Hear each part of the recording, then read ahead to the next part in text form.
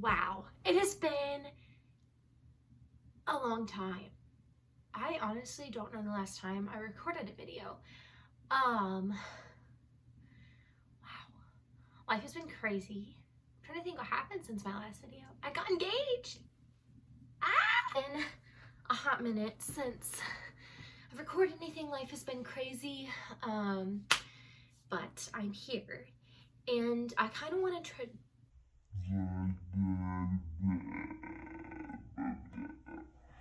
I wanted to transition into like kind of a new theme for my channel, and one of the things that I am super passionate about is true crime, and I'm actually wanting to go into forensic psychology when I get my master's. Yay, more school. But yeah, I'm wanting to go into forensic psychology, and so true crime has always been one of my passions, and I thought that I'd start making some true crime videos. One of my friends, Ashley, was actually going to join me today, but she wasn't able to make it, and I'm very sad, but I am going to be doing a video with her soon, so be on the lookout for that. But today I wanted to touch base on a super crazy case. It's one that a lot of people have heard about, and actually new evidence has come forward in the case, and that is the case of JonBenét Ramsey. I know you guys are probably like, oh my gosh, another one of those videos, but listen. Okay, I looked into this case like years ago, and I thought I had my mind made up about who did it, okay? Yeah, and then I researched it again, and not so sure, guys. Not so sure. Like, this is absolutely insane. But yeah, so I'm just gonna give you guys some background on the case, for those of you who don't know much about it. I'm gonna link all the resources that I used for you guys below this video. There is a lot. There is a lot on this case, and let me just say, you never know who you can trust when it comes to this case. I genuinely don't know, but I am going to go through everything that I know about this case, and then I will tell you what I think, but I'd love to hear what you think in the comments below. So yeah, let's get started. JonBenét Ramsey was a 6-year-old girl who lived in Boulder, Colorado. Her parents were Patsy Ramsey and John Ramsey, and she had an older brother named Burke. Now, JonBenét was in the pageant scene, so she actually competed in several beauty pageants, which is honestly, I think, what makes this case so interesting is just, I don't know, that little part of the backstory. But we'll get more into that later, and how that ties into theories. But her parents, her family, had plans that Christmas. It was December 25th, 1996. And they were going to go over to their family friend's house, the Whites, and have a Christmas party. And so they did. And that was where JonBenét would have her last meal. The kids played together, the families talked, and at the end of the night, the Whites said goodbye and the Ramseys left. Now, in police interviews, they would later find out that the stories were a little bit different in several areas. And what's odd enough is that the areas that they were different in were super minuscule details, okay? Like, these were not, like, I don't know, like, out of all the things they could have lied about, they lied about these little things, and already their stories weren't matching up. So, they claimed that, or the parents claimed that JonBenét fell asleep in the back of the car. When they got home, they carried her up and put her to bed. The brother disagreed and told police in one of his interviews that instead JonBenét was whining and the parents followed her up to bed. Again, not a huge thing to be lying about, but also, like, why would your stories already differ on one thing? You know what I'm saying? Like, they're obviously not in communication about, like, certain things, and so their stories are already not adding up. So they go to bed. Now, According to Patsy Ramsey, she goes downstairs in the early hours of the morning to make a cup of coffee. While on the stairs, she finds a 3-page, okay, let me go back and emphasize that, a 3-page ransom note to the parents, stating that their child, JonBenét, had been kidnapped and that $118,000, okay, that's going to be important, $118,000 was the ransom amount, and that they would be expecting a call later that day, or that the parents should be expecting a call later that day from the kidnappers, and that if everything wasn't followed according to the ransom note, that there would be consequences and JonBenét would be killed. I am going to read you the ransom note in full because it just is weird. It will play a key role later, and some of the things we're gonna get into. Let's go ahead and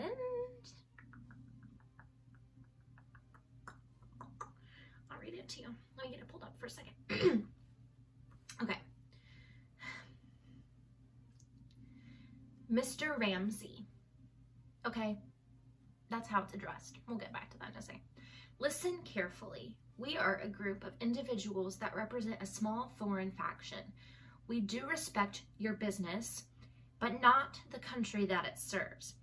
At this time, we have your daughter in our possession. She is safe and unharmed, and if you want her to see 1997, you must follow our instructions to the letter. You will withdraw $118,000 from your account. $100,000 will be in $100 bills, and the remaining $18,000 in $20 bills. Make sure that you bring an adequate size attaché to the bank. When you get home, you will put the money in a brown paper bag. I will call you between 8 and 10 a.m. tomorrow. So excuse me, they were going to call tomorrow to instruct you on delivery. The delivery will be exhausting, so I advise you to be rested. If we monitor you getting the money early, we might call you early to arrange an earlier delivery of the money and hence an earlier delivery pickup of your daughter. Any deviation of my instructions will result in the immediate execution of your daughter. You will also be denied her remains for proper burial. The 2 gentlemen watching over your daughter do not particularly like you, so I advise you not to provoke them. Speaking to anyone about your situation, such as police, FBI, etc., will result in your daughter being beheaded. If we catch you talking to a stray dog, she dies. If you alert bank authorities, she dies. If the money is in any way marked or tampered with, she dies. You will be scanned for electronic devices, and if any are found, she dies. You can try to deceive us, but be warned that we are familiar with law enforcement, countermeasures, and tactics. You stand a 99% chance of killing your daughter if you try to outsmart us. Follow our instructions and you stand a 100% chance of getting her back. You and your family are under constant scrutiny as well as the authorities. Don't try to grow a brain, John. You are not the only fat cat around, so don't think that killing will be difficult. Don't underestimate us, John. Use that good Southern common sense of yours. It is up to you now, John. Victory. SBTC. Okay. So that's the ransom note. Why is it 3 pages long? Who shows up to a house, plans to kidnap a little girl, okay, who's 6. So, like, obviously, if she at any point wakes up, she's gonna scream. Who takes the time to write 3 pages worth of a ransom note? In addition to this, later it would be revealed that there was more evidence in regards to the ransom note and that 2 practice pages had been found. So not only did the so-called kidnappers take time to write 3 pages worth of a ransom note, but also wrote 2 rough drafts before that. 2 rough drafts, okay? Also, I forgot to mention what makes this, another thing that like makes this so weird is that the $118,000 mentioned in the ransom note is the exact amount that John Ramsey had received as a bonus that year. Okay. Also, the fact that it was written on the same notepad and with the same pen that was found in the Ramsey home. And they never used this, like, handwriting expert in court because I think there was, like, something weird about, or they claimed there was something weird about her licensing, but she'd been used, like, multiple times before in other cases. So I'm pretty sure, like, the Ramseys paid her off to not talk in court, but Patsy Ramsey's handwriting was a match, so set up or what? Okay, so here's where it gets real juicy. Patsy Ramsey made a 911 call. Now, I don't know if you've listened to any other true crime podcasts or any other videos or documentaries regarding true crime, but when someone calls a 911 dispatcher, okay, the dispatcher or the person on the other line will try to keep the victim or whoever is calling on the phone at least until emergency services gets to the location. Patsy Ramsey calls and informs them that her 6-year-old daughter, who's blonde, has been kidnapped and that she found a ransom note. They inform her, or I believe she informs the authorities of where she's at. And before the dispatcher can get any more information out of her, Patsy Ramsey hangs up. Okay? Again, she hangs up. She does not stay on the line with the dispatcher. Now, there has been some debate about whether or not Patsy Ramsey continued to talk after that call before she hung up. CBS released a documentary. I don't know how valid it is. Burke, JonBenét's older brother, actually sued because of the fact that he thought it incriminated him. And I don't know if the suit went through. That's something I didn't look into very much, but he did end up suing. I'm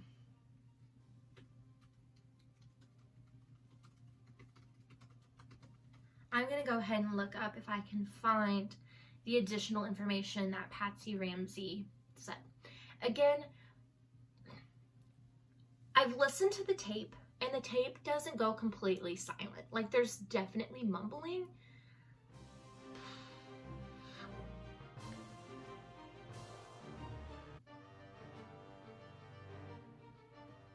So, I didn't necessarily hear anything, but I didn't listen to it closely. According to the CBS documentary that I mentioned,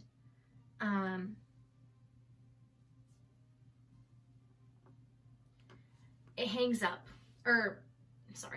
before Patsy hangs up, the 911 dispatcher hears this. Mumbling voices. But the CBS documentary says, or like decodes with a noise, something or other, like some noise machine.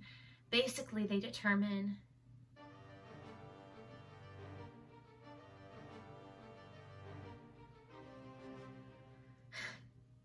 I just got chills. Okay, hold on. I need my stuffed animal. This is really scary. So the 911 operator says, Patsy. And CBS heard John say, "We're not speaking to you." Patsy says, "What did you do? Help me, Jesus." And Burke says, "What did you find?"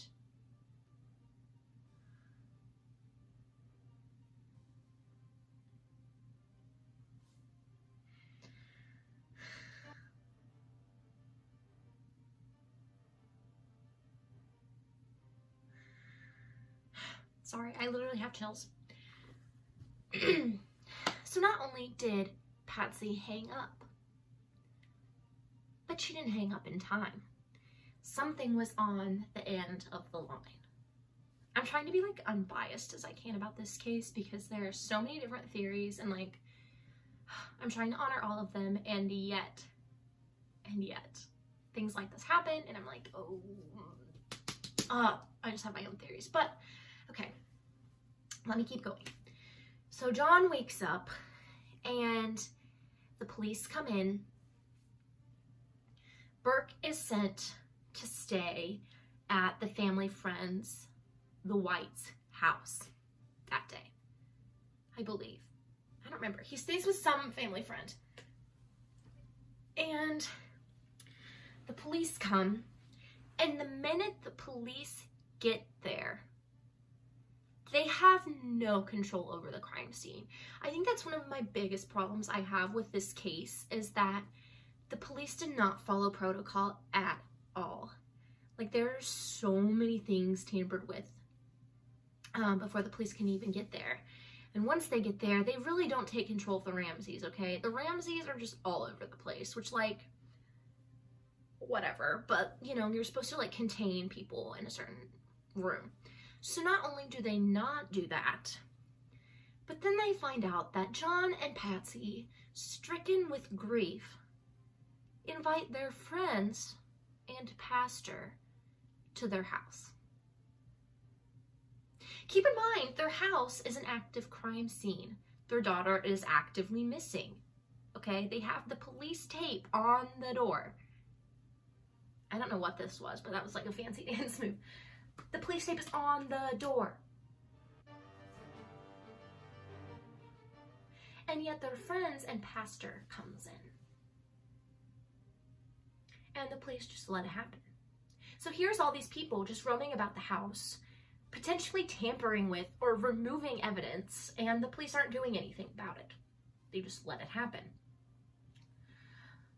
So Patsy is stricken with grief. And in some of the recordings and some of the testimonies from the police, they say that she was crying, and yet there were no tears. Like, to a lot of people, it almost seemed staged. And at this point, they were trying to console her. They didn't know what to do. So one of the detectives on the case tells John, why don't you go and look and see if there's anything you can find?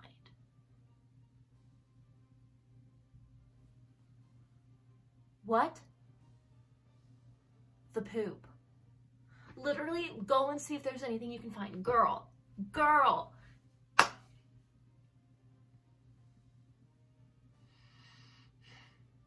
No. This is where it just gets even crazier. John Ramsey could have searched that whole house on the morning of December 26th, 1996. Could have searched the whole house, because according to all that we knew and all that they knew,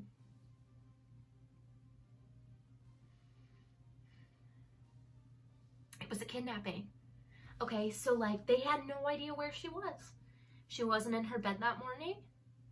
No one knew where she was. But that doesn't mean that there wasn't potential evidence upstairs in the house. Okay, their house was huge. Keep in mind, John Ramsey was very well off. Like, he had a very, very good job. So where does he go? Directly down to the basement. Okay? Keep that in mind. He's in the basement, and the very first place that he looks is what they call the wine cellar. He opens the door of the wine cellar, and inside is little JonBenét Ramsey. Now, I don't know about you, but if my daughter was laying on the floor, okay, and all of this stuff had happened, and she wasn't moving, I would immediately go and check for her heartbeat and try to resuscitate her, and I would be in absolute shock, okay? He finds her with tape on her mouth. She's bound with what they call complicated knots, and a garrote is around her neck, which is like a choking device, like a wooden piece and string. He doesn't look to see if she's dead or if she's breathing or tries to resuscitate her. Oh no. He immediately just knows that she's dead. Just rushes in there and is like, oh, she's dead. Is overcome with grief. And the torso of the body was covered in a white blanket. He carries her along with the white blanket back upstairs to where the family, the mom, and the police are just there, and lays her in the middle of the floor.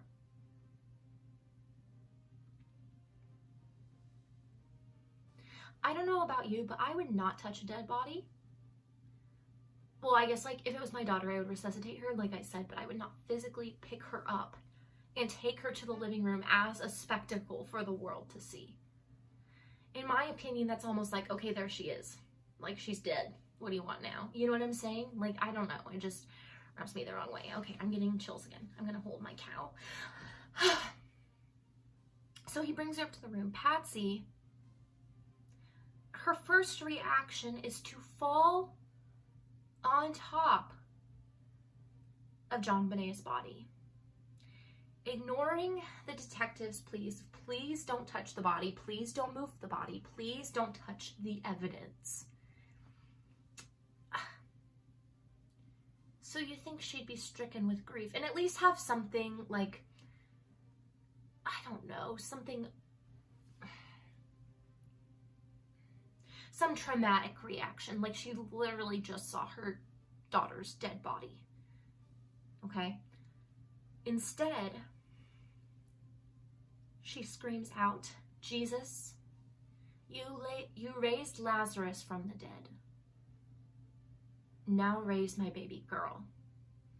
And everybody in the room just starts praying. Now, don't get me wrong. I am a religious person. I believe in prayer. I believe in the power of prayer.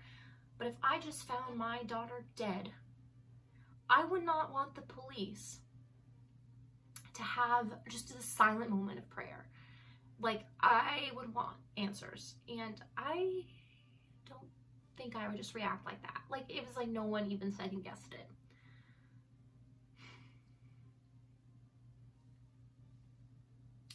So JonBenét is sadly dead.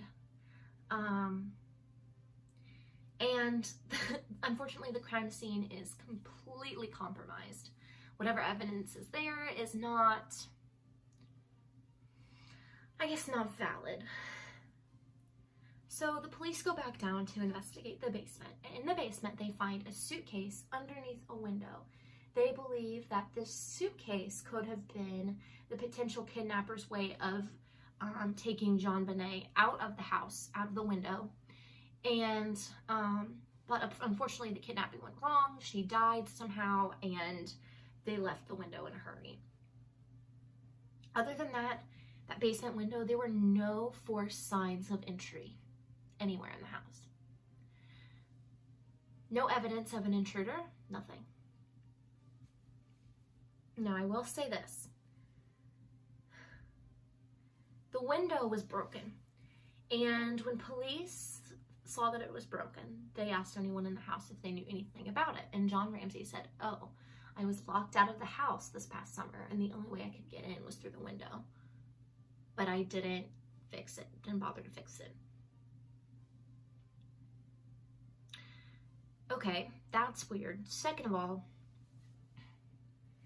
if this intruder theory was real, why was there a cobweb in the crime scene photos? Because police have like a videotape and pictures from like the basement and like entry into the basement. Why was the cobweb not disturbed? I was watching, I believe it was a news broadcast like earlier this year, so like 20 years after the JonBenét case happened. And an investigator was like, okay, let's say the intruder theory is possible. Like, let's test this out. I'm going to climb through the basement window. And they reconstructed the exact same window dimensions and like the cobweb dimensions based off of the crime scene photo. And she climbed in. No matter how she climbed in, the cobweb was always disturbed. On the morning of December 26th, 1996, that cobweb was not touched. Now let's examine the evidence that they found by JonBenét's body. By her body, they found the garrote, which is the choking device. They found a footprint, and later, after the autopsy of the body, they found a skull fracture on her head.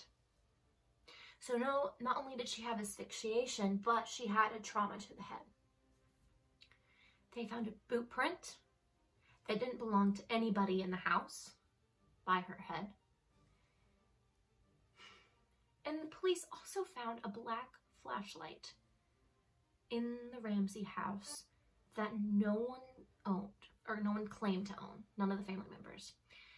And yet, the trauma to her skull matched the dimensions of the flashlight. Okay. So later, DNA testers went back and examined JonBenét's clothing.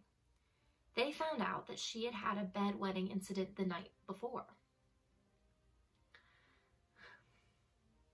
Not only that, but an unknown male's DNA was found in JonBenét's underwear.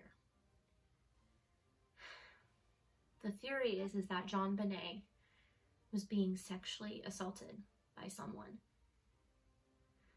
They took DNA samples of the family.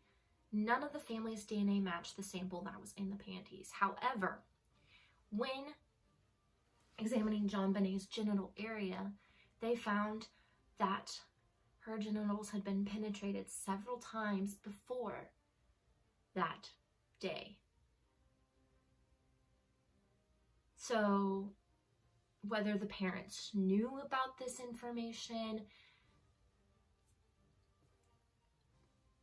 science is science, and science said that JonBenét was being assaulted multiple times.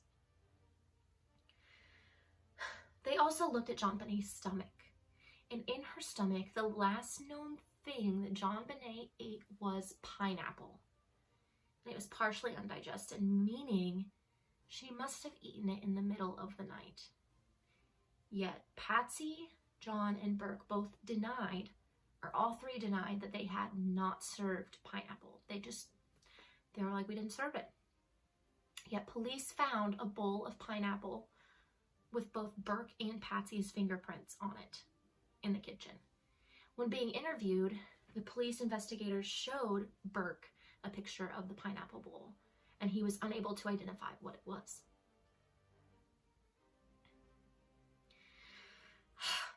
I'm shook. So we have the intruder theory, and we have someone possibly in the family. Well, according to the family, JonBenét had been having these bedwetting incidents for quite a long time. Is it possible that Patsy got so driven to anger in the middle of the night that she woke up when JonBenét was calling her, saying that she had a bedwetting accident, and in a fit of rage, she accidentally struck JonBenét and killed her and decided to cover it up? I'm not so sure that's what happened, but let's keep going and see what we find out. Immediately after the police start investigating, John Ramsey calls his pilot and says that he wants to go to Atlanta, Georgia. He wants to leave the state where his daughter's body was found and go to Georgia while he's under police investigation. I don't know about you, but that sounds a little fishy to me. The police investigators aren't too happy with that idea. They insist that he stays, that he answers questions. John and Patsy Ramsey refuse to be interviewed by the police. If they are asked questions, they are asked questions together, or else not at all. They want access to the police files before they answer any questions. JonBenét's funeral happens in Atlanta, Georgia, I believe, maybe Atlanta, Georgia. And the friend's family, the Whites, urge them to go to the police. And they don't. Instead, they go to CNN and do an interview on public television. And I don't know if you guys have seen this public interview, but it is creepy. You know, I think that, like, if my daughter had died, I would want my husband to, like, physically console me, to touch me on the shoulder, to offer some sort of, I don't know, consolation. They don't touch at all in this interview. Absolutely nothing. And this was before they even talked to the police. Finally, they agreed to interview with the police, and when they did, they told Patsy Ramsey that they had scientific evidence that pointed them to someone in the family.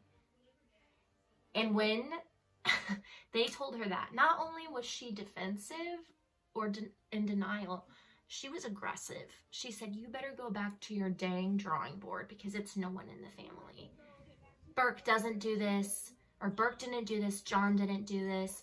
No one did this. It was someone that came into our house. And yet, there were trivial details in the police interviews that didn't add up between the family members. The police asked for Burke to go see a child psychiatrist, and so he did. And in one of the interviews with the child psychiatrist, she asked him if he felt unsafe in his house since someone had hurt his sister, and he said no, while other people in the neighborhood were reporting that they felt unsafe and worried. The boy who lived in their own house did not worry about it, which is just weird to me. The psychiatrist also asked Burke, do you have secrets? And he said, yes, but if I told you, they wouldn't be secrets anymore. What? It was later found that JonBenét had 2 marks on the side of her neck. Originally, they thought that they were stun gun marks. Others believed that they were marks from a toy train track that belonged to Burke. To this day, the case remains unsolved. They've explored both the intruder theory and the family theory. And they asked a grand jury to come together and investigate the parents, or like decide if the parents had enough evidence against them to be charged. And according to the prosecutor, he called it off and said they don't. However, it has been recently revealed that the indictment papers from the grand jury said that they had enough to charge both Ramsey parents in an accessory to murder and with child abuse. But somehow that was just ignored. And, you know, that's great, except the mystery is still unsolved. No one knows what happened to JonBenét. Some people thought, well, you know, she was in all those beauty pageants, and so one of the theories was that she became a sort of sexual object for someone in a porn ring, a porn circle. Apparently in Boulder, Colorado at that time, there was an underground porn ring, and someone believed that her parents had been hiring out people to come, or like had been letting people pay to come and do stuff with their daughter, which, you know, that's great and all. Parent of the Year award goes to them. Other people believe that someone who actually confessed to the crime, his last name was Carr, he confessed to being in love with JonBenét. However, his alibi didn't check out, and so his confession, there we go, his confession was not accepted and didn't stand up. So no one really knows what happened to JonBenét. And yet the fact that the scene was so compromised by the parents. Also, I found this out later, both parents hired separate lawyers, which makes me think that, like, maybe one of the parents, I don't know, like, instigated the whole scenario, and the other one, like, felt pressured into helping cover it up. And so because of that, conflicts arise within the marriage. Unfortunately, Patsy died of ovarian cancer, and I truly believe that she took some of the partial knowledge to her deathbed. And I don't think we'll ever know the full story. I don't think we ever will. As unfortunate as that is, and as much as I want closure, and I know the family wants closure, I don't think we ever will. However, I do have my own theory. Earlier, I think it was just recently, Burke, who is now a computer engineer, appeared on Dr. Phil and had an interview.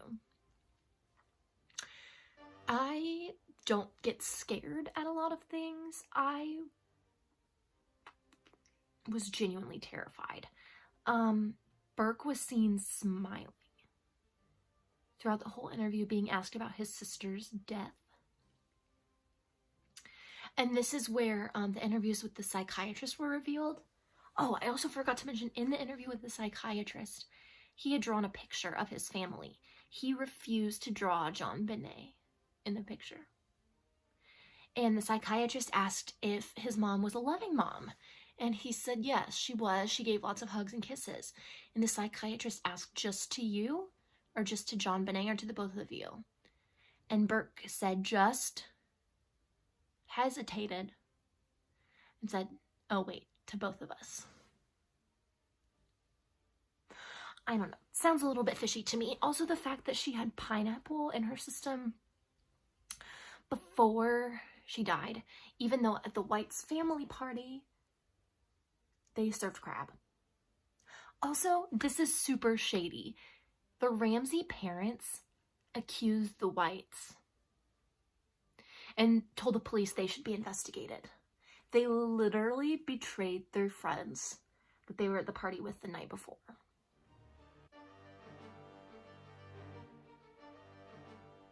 Odd to me. Now, some people also say that the Santa Claus that was at the parties promised to give JonBenét a special gift the day after Christmas, and that was some sort of sexual thing, and that he was the one who raped her and then killed her. I don't know. I don't know about that. That seems a little far-fetched for me. Again, because there were no signs of an intruder. I don't know. Apparently, at the church where the Ramseys attended, when the pastor announced the death of JonBenét, he asked if anyone would like to get up and share something. And that was when I think the Santa, like, said something about it. I don't know how that all went down. That's part of the case I'm not too familiar with. And so, because there are so many contrasting theories and so many pieces of evidence missing or compromised, no one knows what happened. And I recently watched a documentary on Hulu. You guys should check it out. But it has a lot of different theories about, like, a cult member and a former criminal. I don't know. My theory is that it was an inside job. I believe that Burke Ramsey felt jealous of the attention his sister got because his mom used to be a pageant queen. And I believe that she lived her when her dreams died, she became, like, narcissistically obsessed and was like, oh, I'll just pour all my passion into JonBenét. And therefore, Burke Ramsey got neglected. I don't know if you guys have seen pictures of JonBenét. I'll try and, like, attach them to this video, and if not, I'll put them in the links. But she was a beautiful, beautiful girl. Like, absolutely stunning. There were several signs of sexual assault, and I honestly think it was the brother. I think that he was known to play games with JonBenét, and these games were actually sexual abuse. And I believe the parents knew about it, but almost like denied it. Like they didn't want to admit it to themselves that it was happening. I think that at the middle of the night, JonBenét woke up and she had had a bedwetting incident, and Patsy saw it and got mad and went down to the kitchen. Burke went down and was eating pineapple. He woke up, he was hungry for a midnight snack, was down eating with the pineapple. JonBenét took a bite and he got mad. They probably had done their games the night before. He got mad. He was like, why are you eating my pineapple? Patsy was already annoyed. And because of that, there was an altercation. And whether Patsy was trying to break it up and she held the flashlight above her head and struck JonBenét on accident, or whether Burke was so mad with his sister and had been doing sexual games with her and struck her, I don't know. That's one of my theories. It also could be that after that happened, like, Burke was mad, he went upstairs with his sister, played their sexual games, so they hadn't like done anything yet. He was like doing something with the ropes, and she died by asphyxiation. And so the parents tried to cover it up. They hired someone to come in to plant DNA in the underwear, and they covered it up for Burke. I definitely think it was an inside job. I think that the family was messed up, that the parents were paying someone to cover up for their mistakes, or her sexual abuse. I just don't see how there could be any other way. Also, Burke is like just strange. Like, I don't know how to explain it. I genuinely just feel like he's strange. And he definitely has motive. And like, if my child killed my other child, I mean, obviously my hope would be that I turn them into the police, but I do understand why they would try and cover it up. But I genuinely don't know, you guys. I don't know the answer to this case. I'd love to hear your theories. I'd love to hear your, like, whatever you guys think in the comments below. I'd love to have documentary recommendations. I just finished the casting of JonBenét, Who Killed JonBenét, the Lifetime, like, docudrama. I don't know how to describe it, but I finished that and it was really good. I listened to Red Handed, the True Crime podcast, and they're amazing. You guys should definitely check them out. I listened to their episode. But genuinely, guys, like, this case is just twisted, it's confusing, and I want justice for JonBenét, and I sadly don't think we're gonna get it, as much as that kills me. There you guys go. Sorry that was such a haphazard video. I don't have, like, all the clues laid out before me. Again, this is my first true crime video. I'd love to make more of these. If you guys have, like, different case recommendations for me to do, I would love to do them. But for now, that's all I have. Thank you guys so much for watching. Make sure to like, subscribe, and comment your theories. I want to hear all of them. And I really hope that the investigators eventually find justice for JonBenét. That's my hope. My hope with this video is to spread awareness, to somehow spark interest in this case so that we can eventually find who did this to JonBenét. So again, thanks so much for watching, you guys, and I'll see you soon.